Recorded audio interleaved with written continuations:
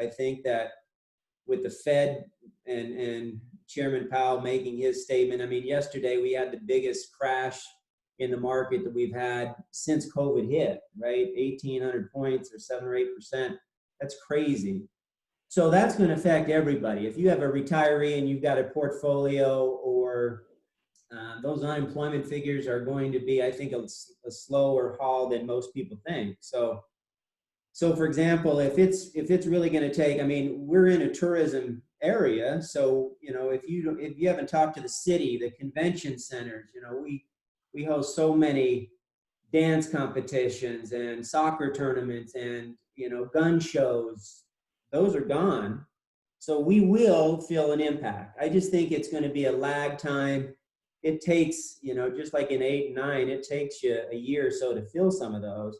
Hopefully you could argue that people are leaving, like Jeremy always does on his radio, leaving those urban areas to flock into St. George. And of course we're seeing that, especially from a retiree standpoint, always.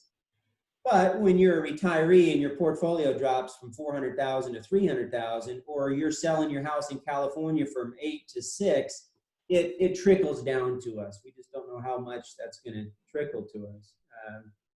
But certainly from an agent standpoint, rates certainly are contributing heavily to the impact that we're seeing in our uptick markets, those payments, that sort of thing. But I do think we're still in the eye of the storm. I think what you don't see from a lender standpoint is a flock to what they call quality. So credit scores are going up, right? So if it's a 620, it's moved to 640 and a 660. We have seen some liquidity back, so things are settling down a little bit, but they may turn around again next week quick. If you're servicing, we're behind on our servicing a little bit because we're going to have so many defaults, deferrals, and things like that. And so that'll trickle down to us. If I was an agent, I think things are going to do two things. I think that the high risk loans are those low down payment loans, right? The Utah housing, the USDAs, the FHAs, those are seeing a lot of pressure, and they're getting more strict and stricter as each day. So I do think mortgage insurance premiums will double in the next year. Nobody talks about that. Even your mortgage insurance guys don't talk about it.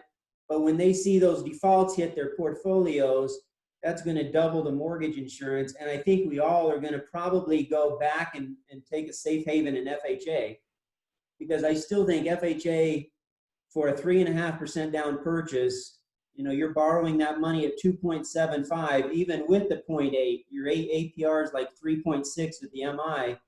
You're still putting 3.5% down, borrowing at 3.6%, and that won't change unless FHA makes a standard change. But I think that's going to be your safe haven to go back to. But for example, in your high-end homes, that's the tough hit, right? Jumbo market is just getting creamed. And we all say, of course, jumbo's out there. Yeah, if you're a physician and you're making $500,000 W-2, but St. George isn't. We're all self-employed, 1099s. And so all those stated income programs have sat down for a while, and it probably will be a year. So the jumbos are still out there, but you've got to get creative. You've got to go to conventional and then piggyback equity loans on top of that. So you've got to change your approach. And I think those high-end homes will take an effect with that money situation.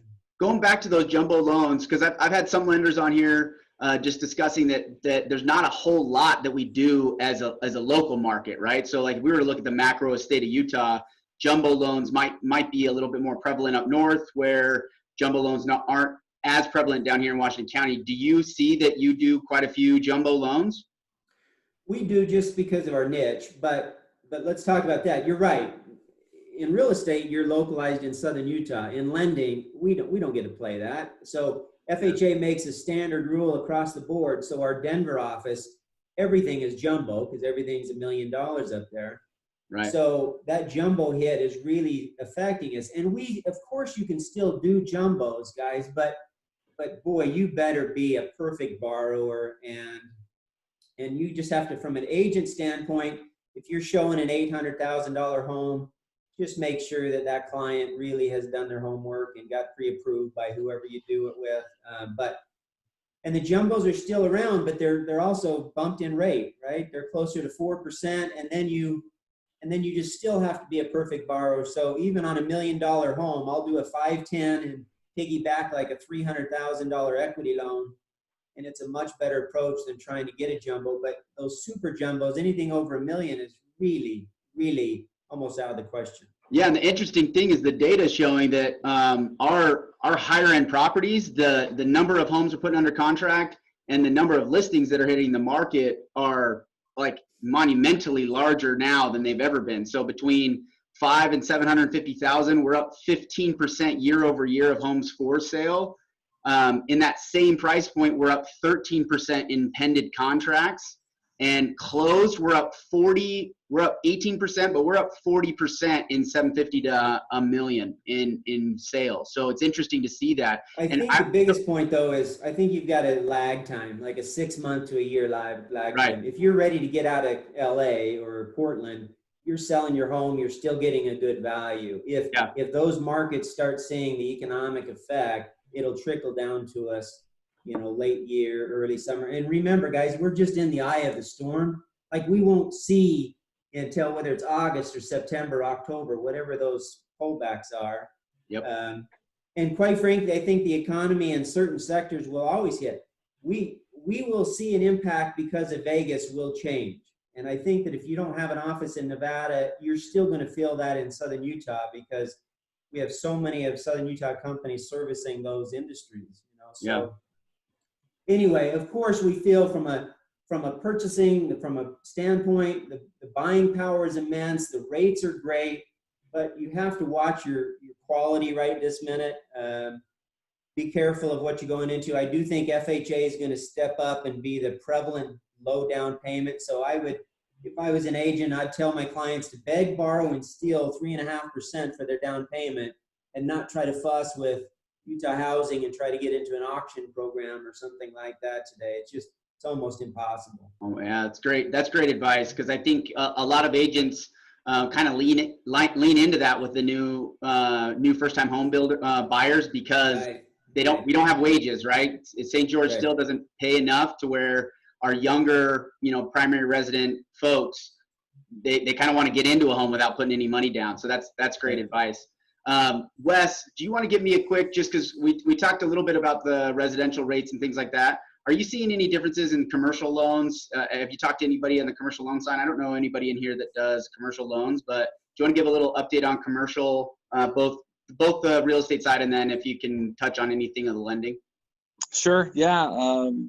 So just to go kind of along with what Brandon was saying, I've had a couple of clients apply for several different loans. One lately was with the SBA and a local bank. The SBA portion of the loan ended up being 2.66% fixed for 25 years on the 40% participation. And then the 60% from the bank was like at about 4.5. And then we got a quote yesterday on another project we're working. It's about a $25 million loan. And one of our local banks, they offered a 10-year, 3% fixed rate. First 2 years were interest only, then principal and interest for 8 years on the back end of that at 3% fixed. So, oh my gosh, hold on. I like the numbers. Okay, so because you said local bank, so I'm super interested also in like local bank versus what they're doing at the national level because I'm sure they're different. Back that up. So $25 million loan. What were the numbers on it? The local bank that we're talking to offered 3% fixed for 10 years on a 25-year AM. First 2 years were interest only. The second 8 were principal and interest. And then we had a national Fannie, Freddie participant also make a proposal on that same project. They were a full 15-year fixed interest only at 3.4%, and that was a $27 million. So they were going to give them a little bit of cash out on the deal. So they're very competitive still, depending on the product type. Well, I'm thinking like if we were to say a bank is going to be able to forecast the health of the market over those terms, right? Because their assumption is that we'd be willing to make that bet. Marcus and Brandon, maybe you can chime in for maybe a higher level of doing bigger commercial loan type stuff. does that tell you that the outlook is good, or do you think the banks are still going to just operate like they don't know what they don't know? I feel like, and we do a little bit of commercial side, I just feel like that's going to be a tough sector, because as soon as you see kind of a down click in the economy, then that's the first thing it hits is that commercial side. But I also think that there's a lot of portfolios that we got to get money out. Like, it's sitting, we're borrowing that for 0%, basically, we're leveraging that. So if you don't have that out, so really there's going to be more variation and fluctuation in that than we've probably seen in a long time. You may see one thing this month, cheap, and then all of a sudden next month, if indicators and portfolios are out, it's going to be, another point or two, because the government's not insuring that piece. They are on the SBA side, but if, that's why you're seeing a flock on the residential side, everything to only Fannie or Freddie or FHA, because nobody's portfolio and anything. So I'm not very smart, right? When it comes to this, I'm kind of a dummy when it comes to the numbers. But when I hear stuff like that with what Wes is saying, when it is a positive outlook like this month, then I don't have a flag doesn't get raised. But when they do bounce, that means somebody smarter than me is seeing something that I might be missing. So paying attention to that, to me, if I'm thinking about this right, is if as long as I'm listening to that, because like you said, the commercial is going to be far more not like, you'll see the nudges left and right far more in the commercial than you'll see the residential. So hearing that on a regular basis probably helped me determine what the outlook is currently at a higher level. Is that right? It is. The only thing that we have to know is really we expect rates to be low for a long time. So it's not like you can have a rush to try to buy something, because truly I think that for the next 18 months, we're going to, they're going to have to stimulate. And I also don't think anything stimulates a household more than keeping rates where they're at, right? If you're saving a couple $100 in a payment for the rest of your life, that's better than a $1,200 IRS refund. Yeah. But the bank's still going to borrow that commercial money almost at 0% or 0.25. But it really just depends on whether or not all their funds are, whatever savings deposits we have, we can leverage those 8-to-1 and lend. But if that's lend out, then all of a sudden, and then the first thing that we see, if there's any type of correction or recession, then those really shelter back, because that's got the most exposure of anything. Mm-hmm. So that's going to be kind of a really fluctuating market. Marcus, what are your thoughts on that? Yeah, I think the comment that Brandon made earlier is we're kind of in the eye of the storm, where we can't really see. I mean, it's too hard to say that the moves everyone is making now is an indicator of a bright future or a bleak future. One of the things they're looking at right now and making decisions based off of is the credit availability, right?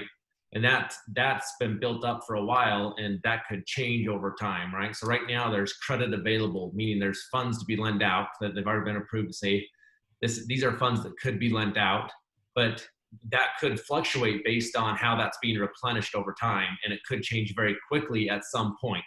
But only time will tell if that makes sense. Yeah. Hey, Wes, so thinking overall health of the commercial, are you seeing commercial activity still run? And if I'm a residential agent, do I start to look at potentially investors that used to dive into commercial, see residential being a safer place to put their money? What are your thoughts on that? I think commercial right now, we're not seeing a lot of new construction, at least not speculative investment new construction. There's a couple, and that's just local. There's a couple things going on here and there. I would say our economy, we're in a little bit of a bubble here in not only southern Utah, but Utah as a whole, where commercial market still seems to be doing well and strong. And I think over the last 3 or 4 weeks, our economy's bounced back a lot in both multifamily and hotels and vacation rentals. I think unlike a lot of the rest of the country, it's doing better. So there are a few deals out there. They're not going to get 8, 9, 10% cap rates unless they're really finding a heck of a deal or a steal or something that has a little bit of hair on it. We're seeing deals with strong credit tenants still even here locally trade at 6 plus or minus, and a lot of them are probably that are just regional credit or local mom and pops are probably going to trade at that 7.5 cap rate. So there are opportunities out there. One of the challenges that we are finding is inventory. Inventory is not drastically increased on the commercial side yet.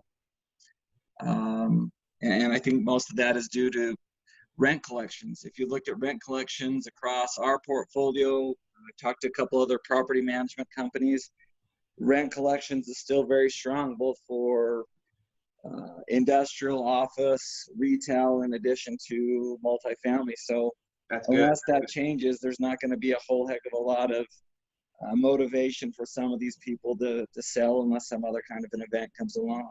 Yeah. Lori Burgess is on. Lori, can you, does your mic work? See if we can get her to chime in just from the building side and construction development. Maybe not. Is that it? Look at that. I can hear you. How are you? Great. Hey, I'm curious just kind of on those thoughts, right? Because I know you really kind of lead into a lot of the development on the residential side. Am I right to assume that? Yeah. So when you're thinking on the front end of the development side, are you seeing a positive outlook? Are we seeing an uptick in takedowns and things like that just throughout the county? What are you seeing on the development side? We're seeing unbelievable increases like none other. It's crazy. We all thought it was going to slow down. Our company kind of braced for a slowdown, and we released 12 lots in Tonnequin Cove on Monday, and I've got one left today. And these are all cash buyers over $200,000. I don't know. I don't know how to explain it. It's bizarre what's going on. I feel like everybody is stressed out that they're not going to be able to get their dream home before the world ends. And we've just seen a huge uptick in all aspects of our business. They're like, if I'm going to get quarantined, I'm going to be in the perfect house. If the world's going to come into an end, I'm going to spend all my money and be in my perfect home, right? That's what they all want. Yeah, it's been kind of crazy. I don't really deal with the end users, but in Tonnequin, almost all of those are end users. I deal with mostly builders, but quite a few end users. But these are all people wanting to live there, build their dream home there. And, we're talking $1 million houses over there. So it's a little bit crazy for when things are so uncertain. In the first few weeks of COVID, we were a tiny bit slow and nervous, but then all of our builders have ramped up. All of them are having record months. I don't want to disclose who and what, but yeah, that's okay. We were not seeing a slowdown on our side at all. So what I hear, because Wes, maybe you're not as enthusiastic as Lori is on where the commercial's at, but what I hear when I think commercial building isn't really taking off, because I know NAI is really the dominator in Washington County when it comes to commercial development, and they kind of are the front leader. And Lori, on the other end, on the development side, is kind of a leader on the residential side. So what I'm hearing is investors, right? Somebody that's willing to risk a lot of money sees residential is the place to put the money, not commercial. Am I seeing that correctly? I think there's good opportunities in both, but I would agree that residential has had much more of an uptick in growth in our market as it relates to volume than commercial has. And I think that's simply just a function of return on investment. I mean, most investors want to get a 7, 8, or a 9% cap rate, especially on new construction. And when the cost of construction, along with the impact fees and everything else associated with it, make it that your costs are coming in at 7% or less, then they've just got to evaluate what the risk to them is and the risk versus reward. And some people are willing to roll the dice and some aren't. And I think location is very critical. Location, tenant mix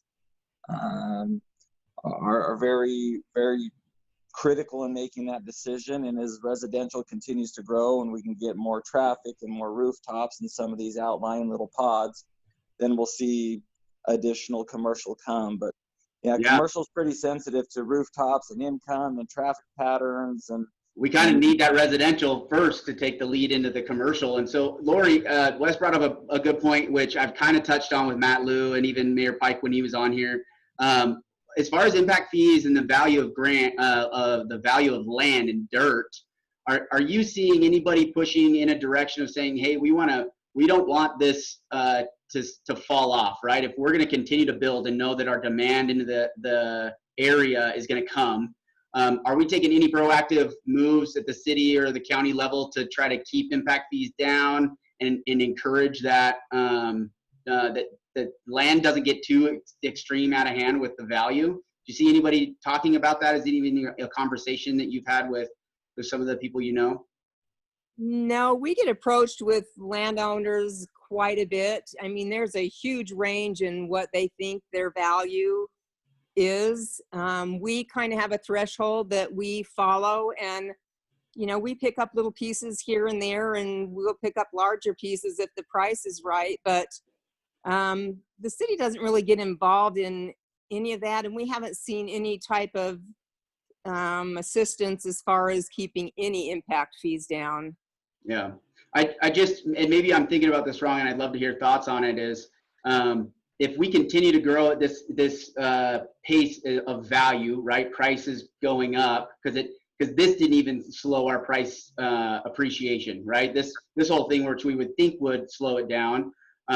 If we keep seeing prices go up and wages don't increase with it, eventually we're going to max out as to how much land's worth. Am I thinking of that right? And saying, hey, how do we keep the prices of development down so we can encourage the rooftops so that it can trickle into commercial and keep the health of the sector better? Am I seeing that correctly, or what are your thoughts? I don't know. I feel like the market always corrects itself, whether we like it or not. Yeah. There's, just like you said, only so much you can do. So right. It's kind of supply and demand, and we are seeing a lot more cash buyers than we've ever seen. And a lot of my buyers right now are local, so I don't know whether they're getting help from family or what, but there's a lot of local younger families that are paying cash for lots. I love that. I love hearing that. That was actually a good statement, because I think we always make the assumptions like, oh, all the cash is from out of state. But hearing that we actually have money here in town, that's always makes us all feel better, I think, right? Yeah. So we got 15 minutes left. This has been really helpful. Thank you, Lori and Brandon, Wes, Marcus, for your contributions to it. It's always helpful for me. I don't know if it's always helpful for everybody else, but it definitely helps me. Vardell, I wanted to bring you in because I'm curious about a historical perspective as to where we're at now and the change in the industry. We've gone as an MLS and as a real estate agents gone from paper deals and the MLS being printed out at a printer at each brokerage every day to a digital platform and a digital base where sales are happening all around us in every single way. How are you seeing agents adapt to that digital platform? Because the way Gary Keller has mentioned it in the last couple of weeks, he's seeing that the consumers and the clients that we service are almost demanding that we become a far more digitally based business. Are you seeing those conversations in the people you're talking to and seeing that happen in the businesses even locally? Absolutely. And I agree with everything that's been shared so far today. Let me just give you a little bit of the historical perspective, which will lead us up into, maybe it's the long way to answer the question you just asked.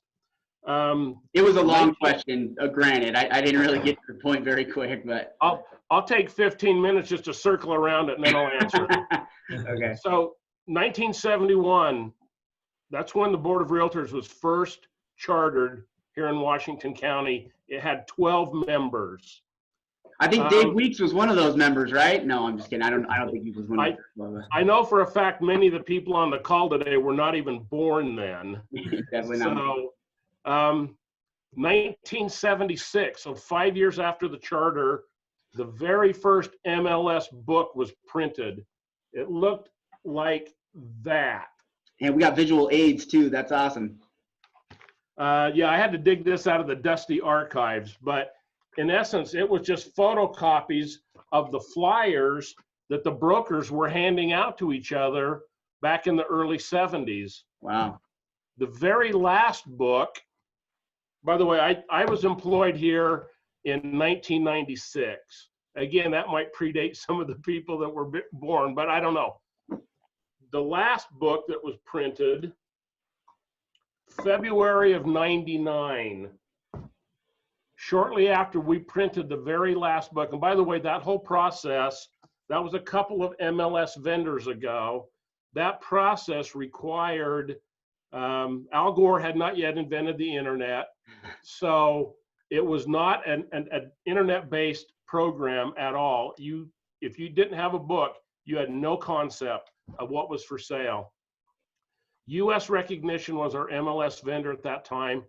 They would send a tape to Florida to have that book printed. It would take about 3 weeks between shipping and printing and delivery.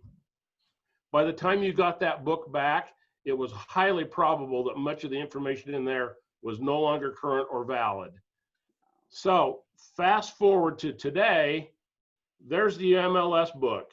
It's your cell phone. Everything that we want and need is electronically based. And to your point, I don't think our clients are just expecting it. I do think they are demanding it. Everything that I've been able to research suggests that millennials will probably be our largest segment of the market for the next for the next few years. That is their expectation. That is how they know how to communicate. You know, I look back at in 97, that was the first year I did the Economic Summit presentation. Average sold price in 97 was 131,627. In that year, we sold 915 single-family residential homes. That's not even a quarter of what we do now. Let me tell you where we're at today. And as you guys, as independent contractors, I think this is an important distinction to understand. In Washington County, we have 1,270 active agents, another 130 brokers, 36 appraisers. These are the ones that are members of our board. So we have 1,436 active competitors. Then you get to add another 149 people that are secondary members of our MLS, and then add to that another 246 that are non-members but MLS only members. So you've got over 1,800 competitors every single day. How significantly important is it that you become a student of this industry?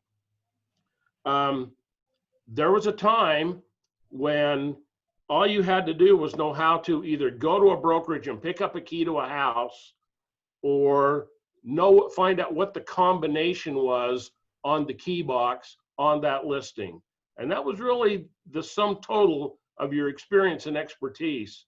But today, and I know I'm preaching to the choir, in fact, the people that probably need to hear this are not on this call, but if you don't know, if you're not a student of the MLS, if you don't know how to navigate an IDX website, LinkedIn, Facebook, Instagram, Twitter, DocuSign, I mean, I wished I'd have bought stock in Zoom 12 months ago. I didn't even know what that was. There is an app for virtually everything you can imagine.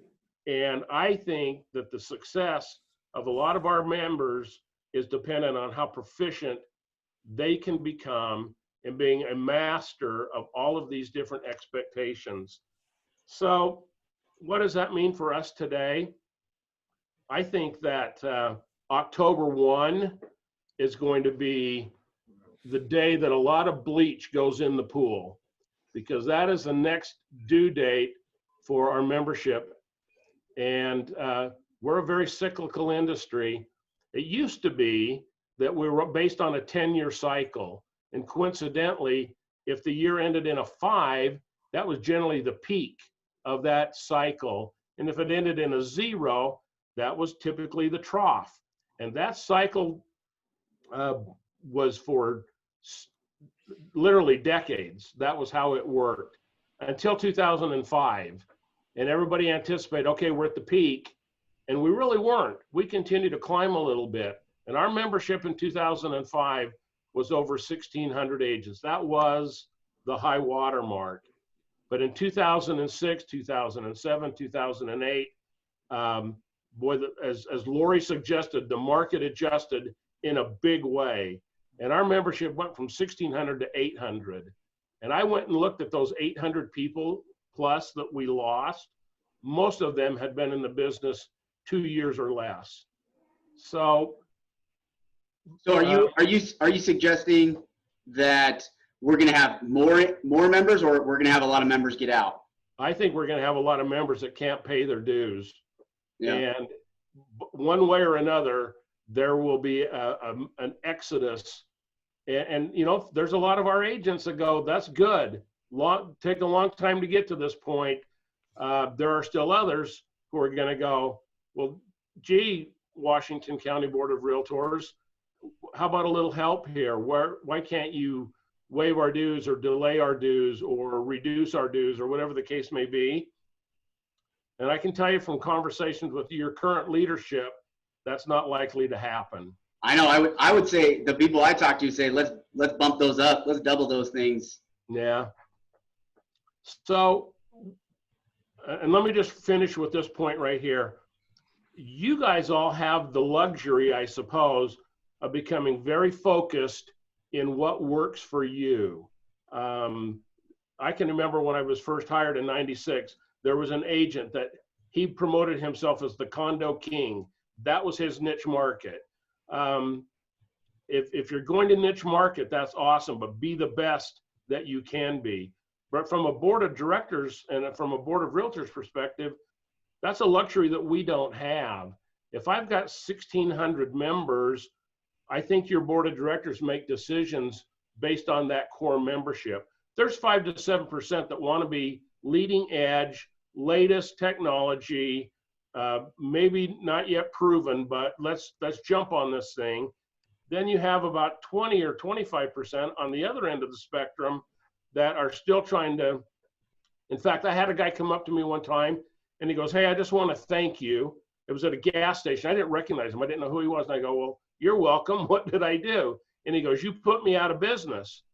And that how do you respond to that? And I go, well, how did I do that? And he goes, you stopped printing the book. Nice. So, you know, you do have a certain segment of the membership population that are resistant to this evolution that has to take place in order to be competitive in the market. Yeah. We try to make decisions based on that core member. That's 70% of our members that say, give me a product that works. I need to search bedrooms, bathrooms, price, and then leave me alone. Let me go to work. Let me do my job. Yeah, exactly.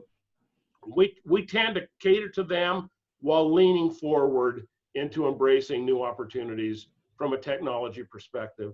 And nice. Well, we definitely appreciate what you do. We definitely do. And I don't want to speak for everybody on the call, but I know that it's a tough business doing that at the board. And I really appreciate you being there to help us through this. Does anybody want to because we're running out of time here, 9:54. Does anybody have any final thoughts that they want to contribute to the group?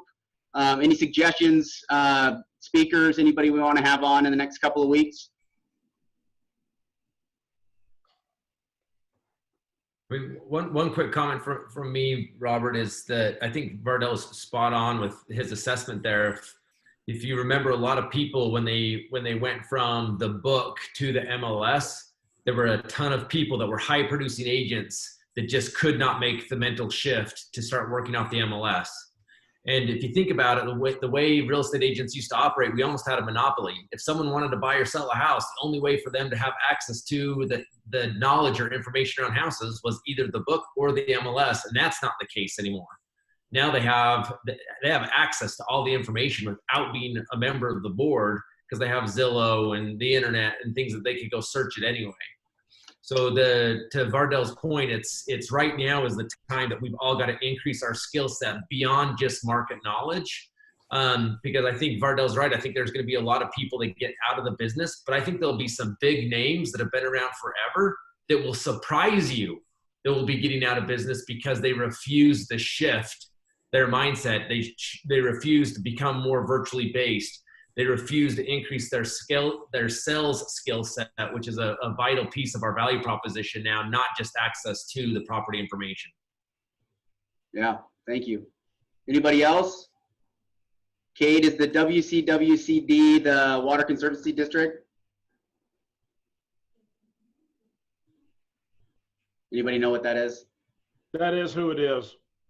Cool. Yeah, I'll definitely reach out to somebody there if that's something everybody wants to hear from. That's it. That's all I got, guys. If you want to stick around, have any other questions, thanks for being on. Marcus, Brandon, Vardell, thank you for being guest speakers and contributing, and Lori and Wes for making celebrity appearances as well. Thank you very much for your insights. I really appreciate it. Thanks. Thanks, guys.